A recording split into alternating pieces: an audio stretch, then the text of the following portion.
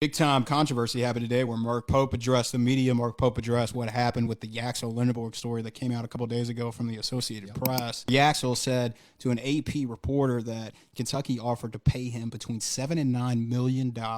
That's a top 10, top 5 lottery pick, the NBA draft level salary for 1 year. Insane. And a lot of Kentucky fans doubted it. And it makes sense to me why you would doubt it. It makes sense to me why Mark Pope would be, upset about the question. But if you care about the opinion of just some old redneck in his underwear from the south end of Louisville, Kentucky, who's been a Kentucky fan his entire life that spans across many years, more than 3 decades, I'll tell you this. I'll give you my opinion on it if you listen to me. He talked about there was a circus surrounding his basketball team that they have to deal with. And, I find that an odd quote. And I'll start there because there's a circus this season because we spent $22 million on a roster. That number did not come from thin air. The number did not come from some person in his basement in his underwear who had nothing to do. That was reported by Matt Norlander, who is a friend of Mark Pope, who works for CBS, Columbia Broadcasting System. I think that's an institution, right? That number came from the Lexington Herald Leader. I think that's an institution as well. There's real reporting done on this number. If you want to dispute that, that's fine.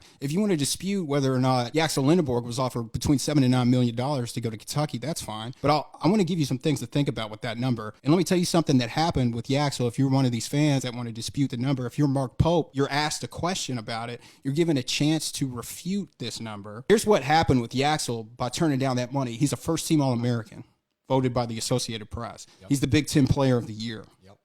He's on a team that's a 1 seed in the NCAA tournament in the same region that you are in the Midwest. He's doing pretty damn good.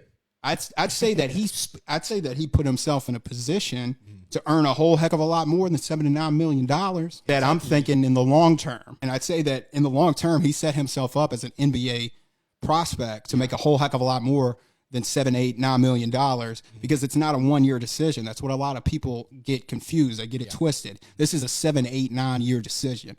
It's not a 1-year decision for $7, 8, $9 million. He's looking at that's the difference. Picture. He's looking at exactly, and that's what a lot of people don't understand. And Mark Pope had a chance today to shut down the speculation about it. And instead of doing it, what did he do? Beat around the bush. He beat around the bush. He talked like a politician who's got something to hide.